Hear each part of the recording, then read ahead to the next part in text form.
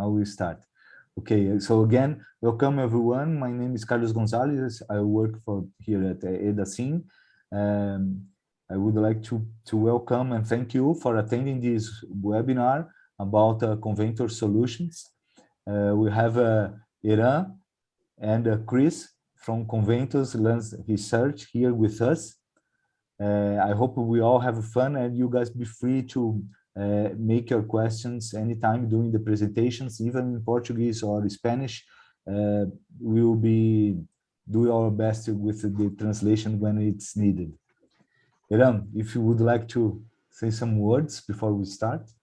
So good morning to everybody. I'm very honored to be in this webinar. My name is Eran Valfer. I'm located in Israel. I'm working for LEM Research. LEM was acquired Coventor several years ago, and we are working in order to basically promote Coventor software. We believe there is a big value for software for simulation of different mechanisms, physics mechanisms that could speed up the innovation and product development. And we really encourage you to take a look, and I'm happy that you registered into this seminar. And I hope you'll find value in the talk that my colleague, Dr. Welham, will give. So enjoy the seminar. Thank you very much. Thank you, Eran. Okay, Dr. Welham. Yeah, hello. Okay. Thank you, Carlos. Hello. I just turned my video on, so welcome everybody to the webinar. And if that's okay, Carlos, should I start with the presentation? Yes, I think so. You can share your screen. All right. So thanks for joining everyone, and thank you, Carlos. I'll share my screen, and I think I'll then turn off the video, and makes it a little bit easier to host the call.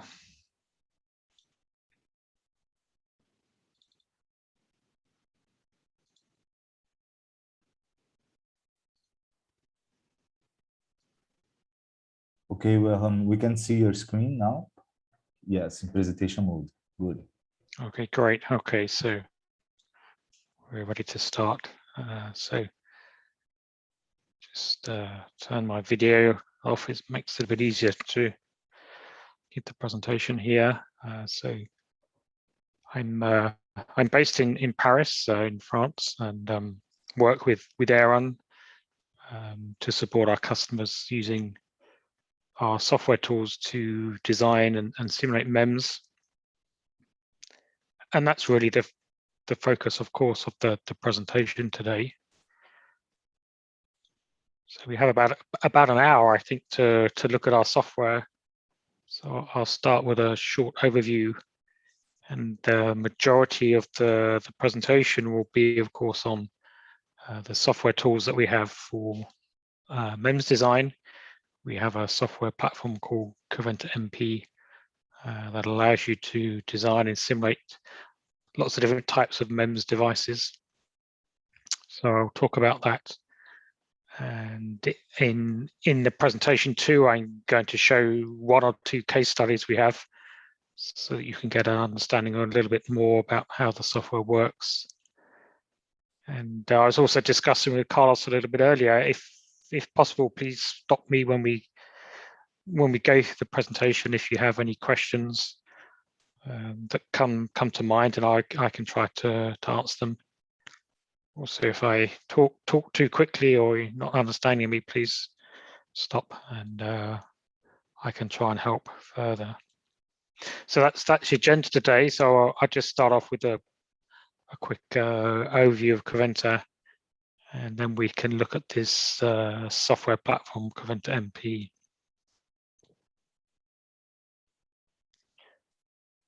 So I think Aaron mentioned this a little bit earlier, actually, in his introduction. So Coventor is part of Lam Research, and Coventor itself has been around actually for about 20 or more years. And 3 or 4 years ago, we were merged with Lam Research, and now our focus continues to be on providing solutions for customers in the MEMS domain in my group to help reduce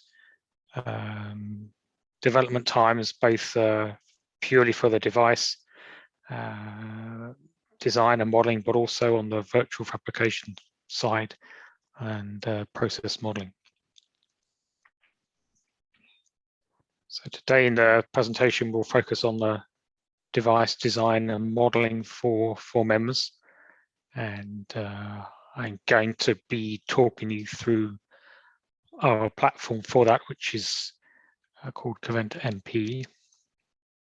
And you can see a schematic here that shows the different components.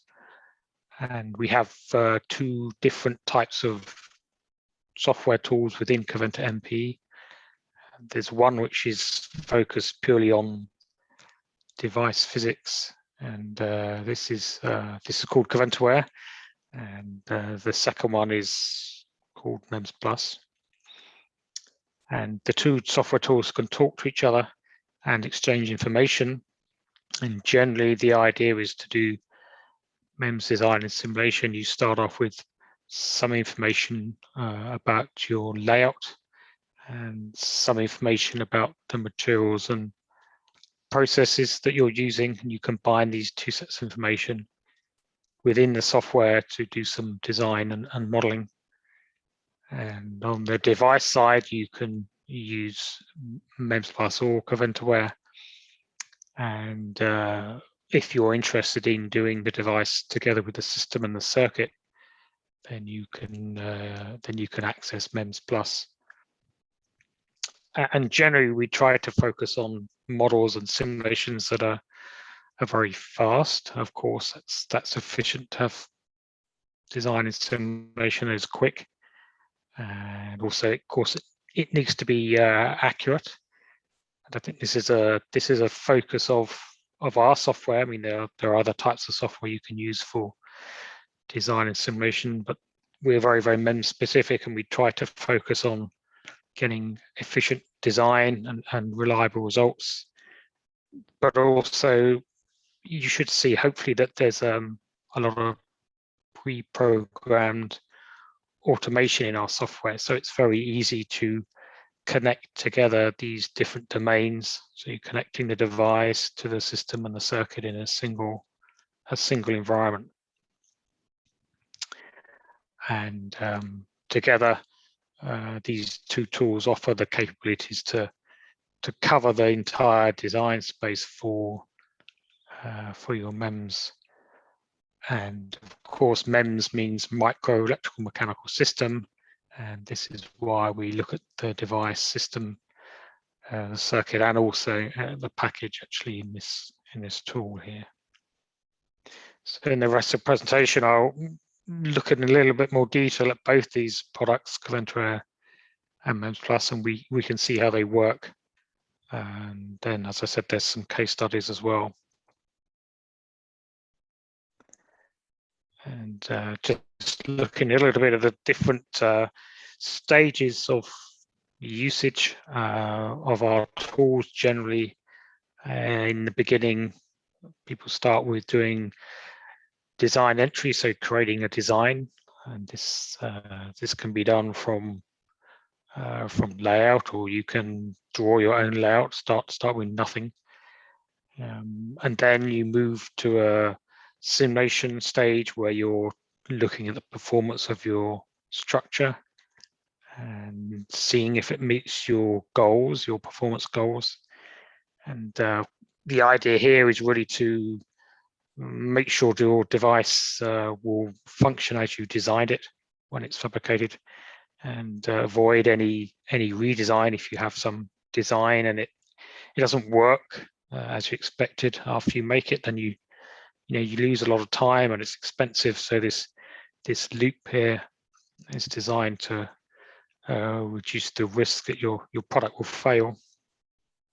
So this is typically the first stages of use of our software. And on top of this, you can also apply our models to do things like yield analysis and design of experiments to understand how your process variations affect the performance. You can also, of course, as I said before, include the system as well as the device. So in MEMS, you normally need to have some kind of electronic system around it. And in a lot of cases, it's important to simulate that system as well as the device.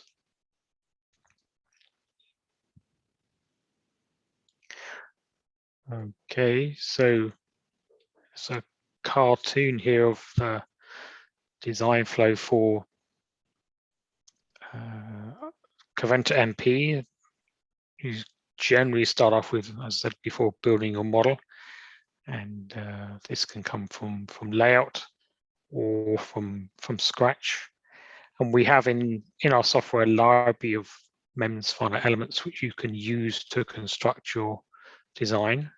Then you can proceed to simulation and run parameter studies to see how the structure performs, and then proceed, if you need to, into the system IC and package domain. And if we look again at the different areas covered by the software, you can see CoventorWare is device and package, and MEMS Plus is the device, system, and circuit. And you can also couple in the package as well, as you'll see later in the presentation. And if you look at the conceptual level, where you have different domains, so device modeling, this can be very basic analytical modeling, but this is generally quite difficult if you have complex devices and has some limits. And you can also then go to another phase where you do conceptual design, detailed design, and optimization. And this is really one of the strengths of MEMS Plus that allows you to bridge these design functions. And we also focus on doing fast simulations, and particularly in the multi-physics domain. And as you saw earlier, you can take your device model that's created in MEMS Plus and automatically load it into these other software tools to help you do the next design with a system and IC. And this automation is very powerful. It allows you to avoid design errors and a lot of manual work that might otherwise be needed to transfer information from one domain to another. And then you can also couple in your package into this loop to make sure you have the complete system modeled. And as far as our two software tools, MEMS Plus and CoventorWare, you can connect the two together and exchange information between them. And typically, CoventorWare can be used to do device design, but also to supply MEMS Plus with additional physical models.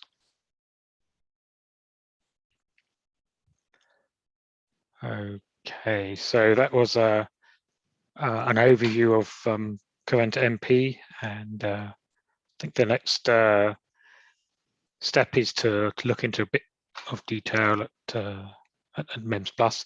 Before I continue, are there any questions? Can you hear me and understand me okay? Yes. Okay. Yes. Okay, perfect. Okay then. And so let me keep going. And this slide is showing you how you can use MEMS Plus, and on the left-hand side, there's some information about the design entry.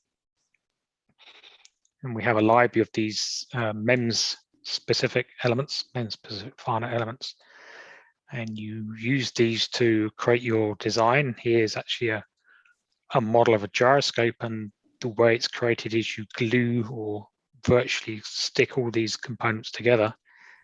And if you know the child's toy Lego, it's a little bit like this, where you stick or create a model by positioning these components next to each other and joining them together. And there's different ways of importing and exporting information as well. You can see you can import from a GDS file, for example. You can use a script from MATLAB to create the model, and also export it to a layout format and to our other tool, CoventorWare. And once you've created the model, then you want to understand how it performs, and for that you need to simulate the performance. And there's support for different simulators. MEMS Plus has its own internal simulator where you can simulate the performance. You can also take the model and directly simulate it within MATLAB from MathWorks or Simulink. And typically you might use Simulink for the system design and MATLAB for doing design of experiments. And we also have a direct connection into the ASIC world with Cadence. And here you can co-design the structure with your circuit at the component level. And finally, there's a way to generate what we call reduced order models that are portable, and these allow you to access other Verilog A compatible simulators for circuit design. And you can also take the same reduced order model back into Simulink. And glued onto this simulation environment is another module for doing advanced sensor modeling. In MEMS, there's a lot of physics that is very specific, typically nonlinear coupled physics, and we have some advanced solvers to help you solve those particular problems. And being kind of mostly 3D in nature, then in MEMS you want to really better see the behavior of your device as it moves, as most MEMS structures do, but to some degree anyway. And so we have a visualizer to see the 3D motion of the structure that's predicted from the simulation. And one thing that's also possible in MEMS Plus is to customize your library of MEMS components. So this is somehow a processed design kit, and the way it works is you can select the components from the library and customize them to fit your own design rules, which probably in the most come from the process. And this customized library here that you see at the bottom is a subset of the main library with built-in process and design constraints included. So it offers a way for more robust design when you're using MEMS Plus.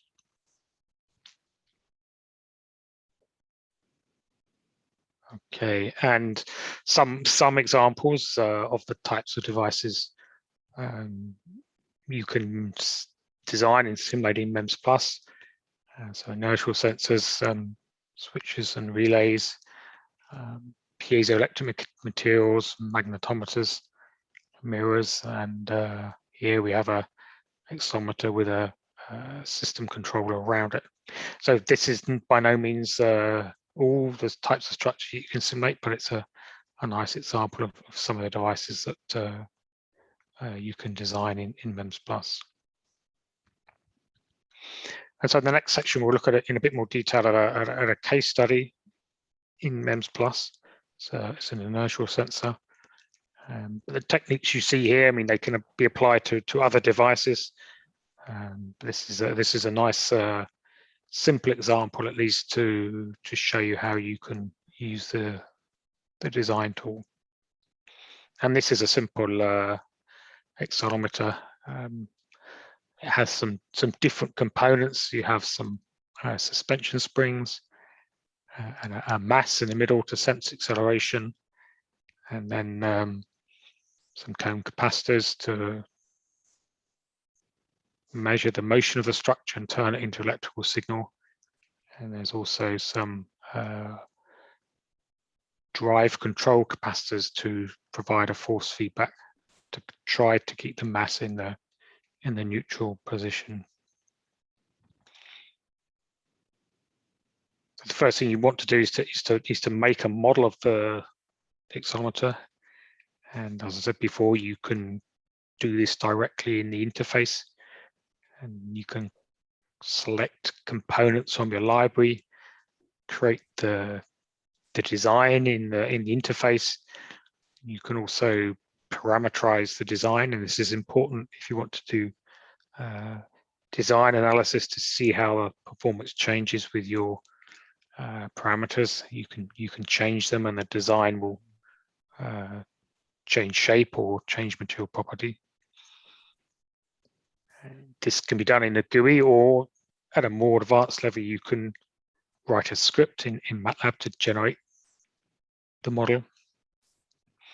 An alternative is that you can pull the device model in from a GDS layout. So I think everybody probably has some experience or knowledge of creating layout files if you're doing MEMS, and the standard format is GDS, and you can use that here to create a model as an alternative input.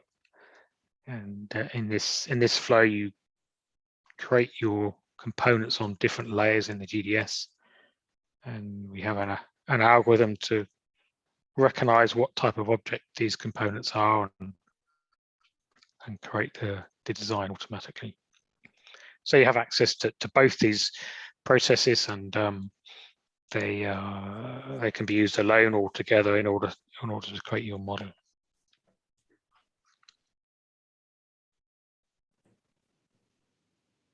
Okay, so you have a model, and at that point you can run simulations, and we support many standard analyses that you'll find are needed. For example, a mode analysis, as you'll see here, but also static analysis and harmonic analysis. We also have some advanced simulators, such as a noise analysis, which is useful for inertial sensor design, and more advanced analyses for doing nonlinear physics. And something that's widely seen in moving MEMS structures is this pull in and lift off behavior, where you have an unstable response, and this can be simulated. We have a specialist simulator to look at the physics of this instability. And another issue that's quite widely seen in moving MEMS structures is nonlinearity in the frequency response, where you have a shift to the right or to the left in the frequency, and this is something that we have a simulator for in our software to predict.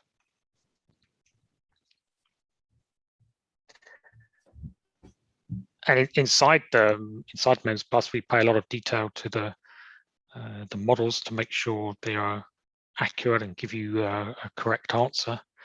And quite often in MEMS, the small details can have a strong effect on the performance of your structure, particularly high performance devices. And we try to capture those. One example is for cone fingers, which are widely used in MEMS for actuation and sensing.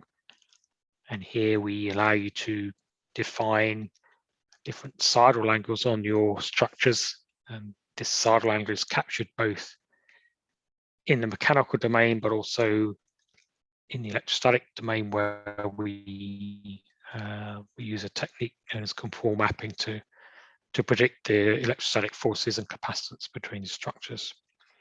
And in our test device here, you can see the capacitance, the sense capacitance does in fact change as you change the angle here on these detection cones. So MEMS Plus allows you to do mechanics that allows you to simulate electrostatics.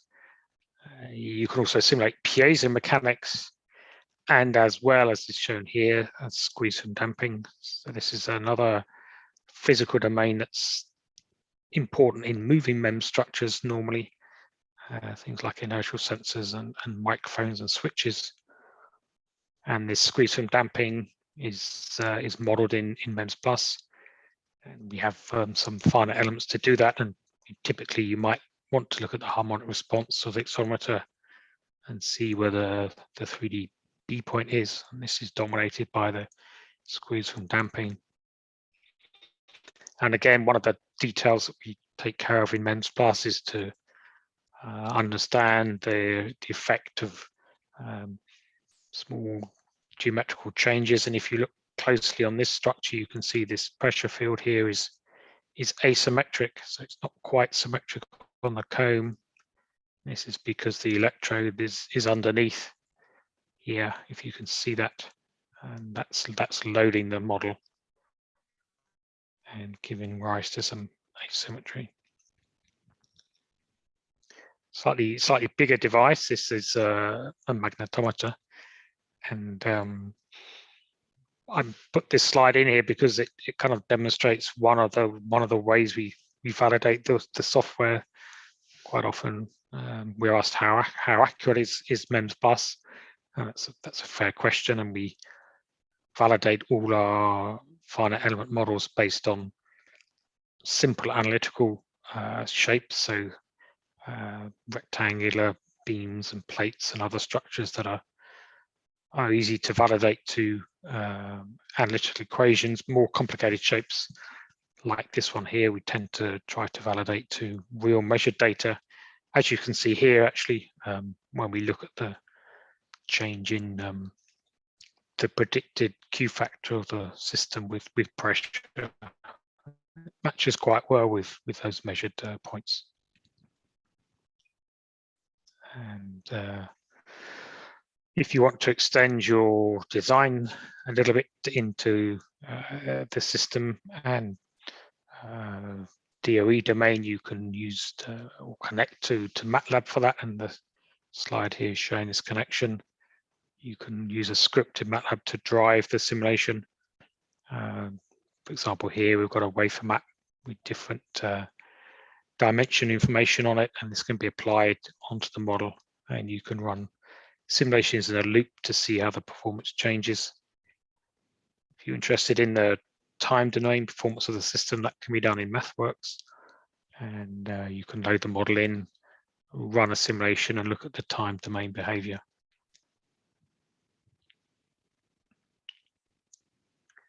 This is an example for system simulation. Imagine you have a phone and you drop it on the ground, then you can understand what the performance of the system is like with this shock. Typically, you can apply an acceleration impulse to the device and look at the time domain behavior and look at the motion of the structure here and also the contact forces.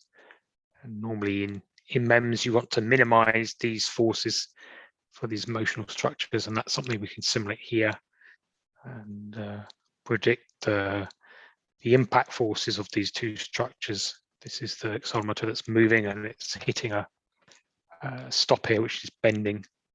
And this is actually quite complicated physics because it includes the mechanics and the squeeze from damping and the contact mechanics.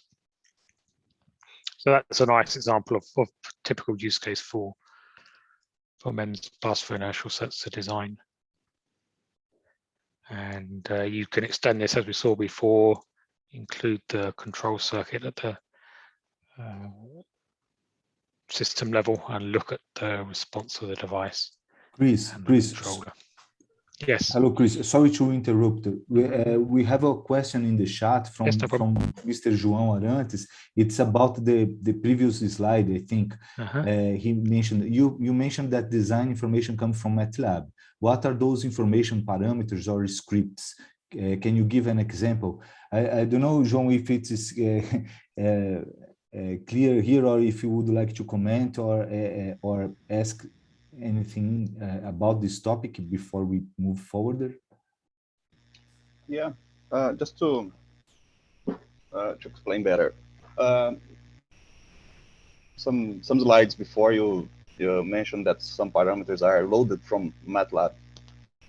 I just want to understand if those are just parameters for coefficients of the model in the MEMS Plus, or if those are scripts that I need to write down in MATLAB. I'm just trying to understand what needs to be done in MATLAB in order to be able to do the initial design. Well, actually, it's the use of MATLAB is optional. So you don't need MATLAB necessarily to use MEMS Plus. You can make your design completely in MEMS Plus alone, and use the GUI to construct the model. And if you do have MATLAB and want to use that, then you can use the scripting capability in MATLAB to generate the design. So we have this kind of two-way communication between MATLAB and MEMS Plus, and you can write a script in MATLAB to drive MEMS Plus. And then that script can be actually used to do anything. You can use it to create a model in MEMS Plus if you want to, or run a simulation. It's really optional. It's up to you if you do that or not. And yeah, both ways are possible. I mean, maybe that answers the question. But you don't need to have MATLAB. It's an option if you want to use it and you have it. Yeah. Okay, understood. Okay. Thank you. No. If you don't mind, I would like to ask another question. Sure, yeah, no problem. Yeah. Just a second. Let me just close the door here.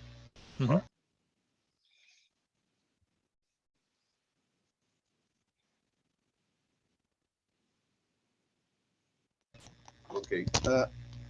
I see that you're using maybe an example that comes in the license, right, of the software. I mean, I suppose the software, the license, there are some examples, right, of the design of accelerometers, gyrometers.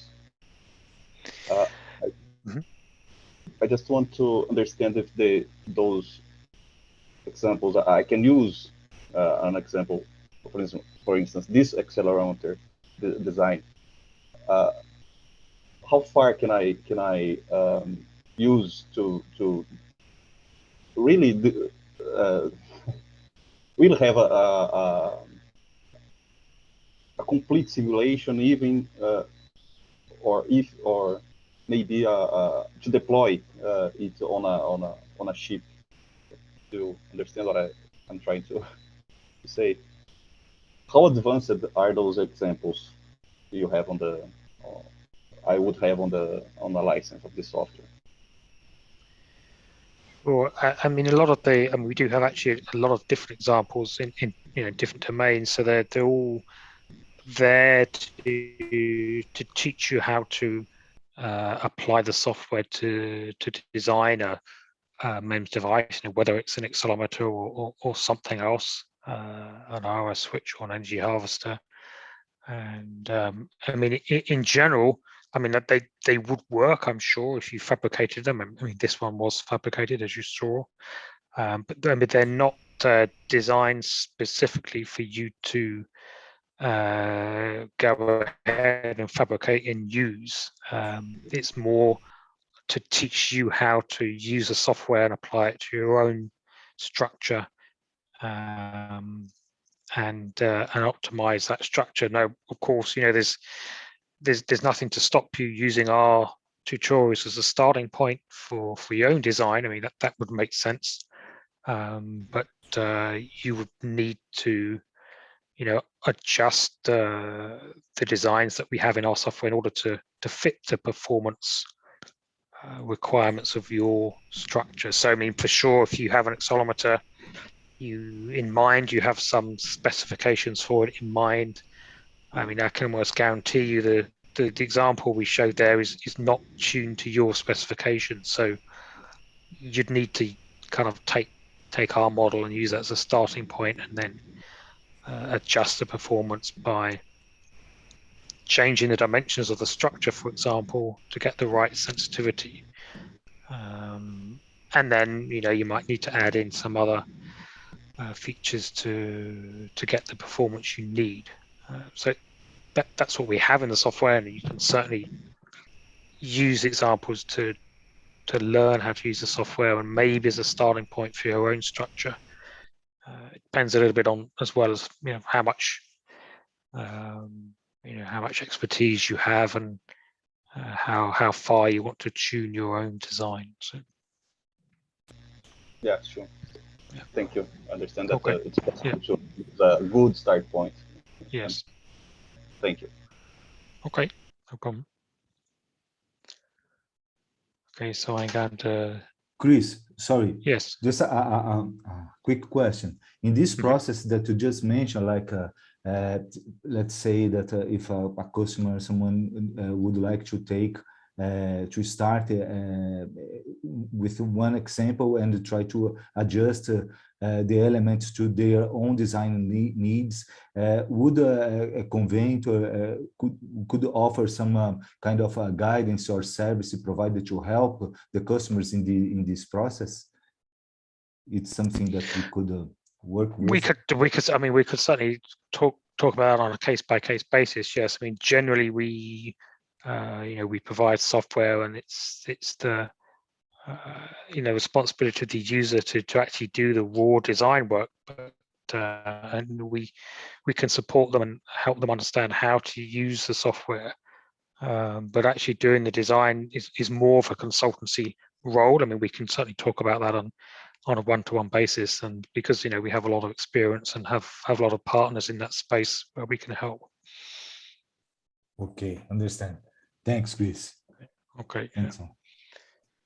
Okay, so I'm just looking at my my clock here, so I think I need to push on a little bit, because otherwise we'll run out of time. So I wanted to come on to the next part of the example is to show you how to design the circuit. So here we're using Cadence, and you can create an instance of the model in Cadence quite easily, actually, and then connect together your circuit. So here we've got the same control circuit at the discrete component level, and run a co-simulation between a sensor, which is normally operating on a kilohertz time scale, with the electronics and control, which is generally analog and digital, and at a megahertz time scale. So this is a nice interface for the ASIC designer, and allows sort of what we call a multi-domain simulation. And as before, you can look at the data in 2D, and also see the results in 3D. And actually here, this is the 2D results from Cadence, and we're looking at the input in the black line here, and the filtered controller output. You can see the two are following each other, which is what you'd expect. Okay, so I'm going to keep going and go through the next case study a little bit more quickly. It's a microphone, very complicated coupled physics. In fact, you have pressure to mechanical load, you have charge causing voltage fluctuations, biasing voltages on the structure, you have noise coming from different sources, and fluidic pressures in back volume. And all this physics can be modeled in MEMS Plus. And here you see a quarter model of a microphone, and we're predicting the sensitivity response with the different modes. And this is typical response for a microphone you'd expect. It really demonstrates the multi-physics capability of MEMS Plus. And as with the accelerometer, you really want to add on to this model of the sensor, the surrounding circuit, and so here the electronics basically, but you can also include the package. And this is very nicely done in Cadence. So Coventor will give you the model. Cadence allows you to do the co-simulation, where you can look at things like signal to noise ratio and total harmonic distortion and transient startup effects. And this example shown in Cadence. Again, you have an instance of the microphone model and the biasing circuit around it, which reflects the real bias and generates a constant charge. And then you can leverage any of the simulators available in Cadence to run an analysis. And this is quite a nice way to look at the performance of your device. So you can recover the sensitivity, in this case for the microphone, but as importantly, you can recover the noise from the microphone and the surrounding circuit and post that to give you signal to noise ratio that's shown here. So it's a really nice example of a simulation of the MEMS device with the circuit around it and taking all the advantages of all the Cadence interface and the simulators and post-processing that they support.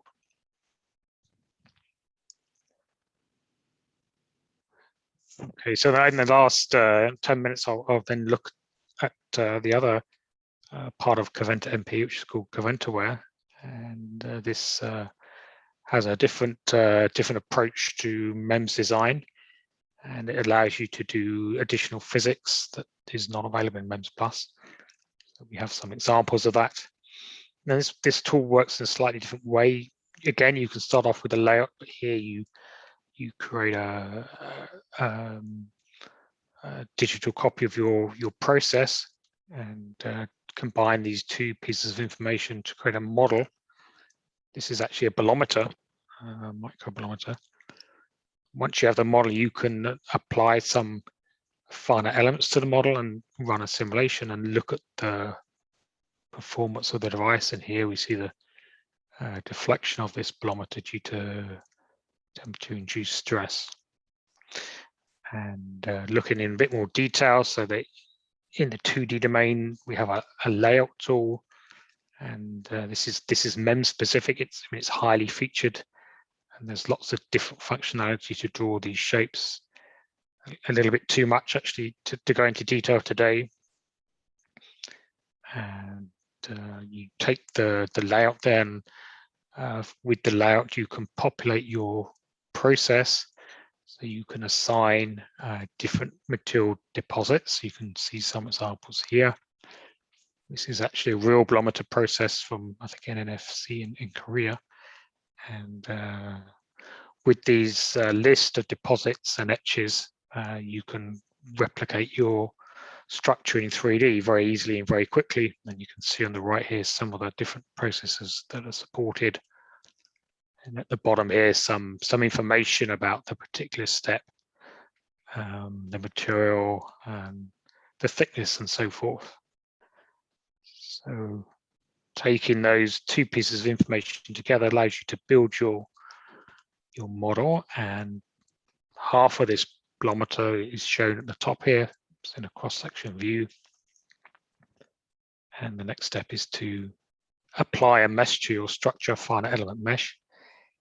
We support different types of finite elements, and I've written MEMS geometry meshing algorithms here. MEMS tends to be very planar in nature, and you have to take care that your mesh is well formed and able to simulate the device correctly.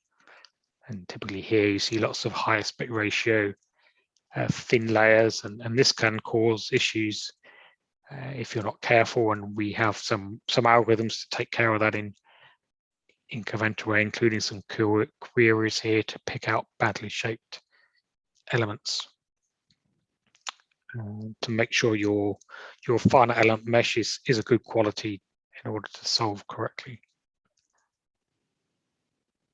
So having created your mesh, you can then run a simulation, and this is done inside CoventorWare. We have different solvers supported, linear, non-linear, and different physics. Some of the physics is similar to what we do in MEMS Plus, but a lot of it is unique to CoventorWare. And one difference to MEMS Plus and CoventorWare shown here is the simulation time. So generally, it's probably more consistent with what you're familiar with in the FEA domain. It tends to vary from minutes, tens of minutes, to even hours, depending on your problem. And in MEMS Plus, typically it's the order of 10 or 100 times faster. And this is actually an RS switch we see here that is bending under an applied potential. It's moving in 3D. So there's quite a different range of structures you can simulate, and I've got some examples here. So this is a micro hot plate where you can take a layout and a mesh, run a simulation, and look at the temperature performance. So here the heater is being driven by a current, and it's getting hot. So you can simulate this type of structure. There might be a micro hot plate, for example. And we can also do thermal actuation. So it's a little actuator here driven by a current heating up the structure, and it's deforming. So in the piezo electrical domain, this is an example of an energy harvester. So the structure is vibrating up and down, and that's generating a current here at the piezo sensor, and that's being measured, and we see a good match to measured data. And finally, almost finally, I think this is a pressure sensor, and in fact here we're making the model as an alternative route in MEMS Plus and transferring that into CoventorWare, where we can look at the stress field, and knowing the piezo resistive coefficients, then you can understand what the sensitivity is of the pressure sensor. And this is a humidity sensor using one of our solvers to compute capacitance, which changes with the humidity around the device. And so there's another summary slide. So we looked at some of these here, some other examples. So high frequency resonators, F-bar, for example, packaging, and we can also look at the gas damping in your moving structures, for example, in mirrors with actuating fingers. Okay, so just wanted to finish up with a few quotes. I think it's quite nice to have some of the leading industry players using our software, and they're kind enough to provide some quotes for us. And I think ADI is a well-known leader in the MEMS field, and we have a nice quote from the director of MEMS design there about how they're using our software to meet their product performance goals. And we know them quite well, and they're very happy to promote and help us market our solutions. I'm just going to maybe skip through the last couple of two for the sake of time. So also similar quote from Weispry, who use our software for switch design, and as well Murata, who use our software and also use the reduced order model export to do co-design with the circuit. So Carlos, I think maybe we just have at least a few minutes left on the schedule, and perhaps there's some sort of more comments or questions I can help answer in the last few minutes at least. I mean, I actually can go over a little bit, but I guess most of the attendees on the call probably have other calls to come on to. So Yeah. I'll pass back to you perhaps, and certainly answer any questions that anyone has. Okay, thanks a lot, Chris.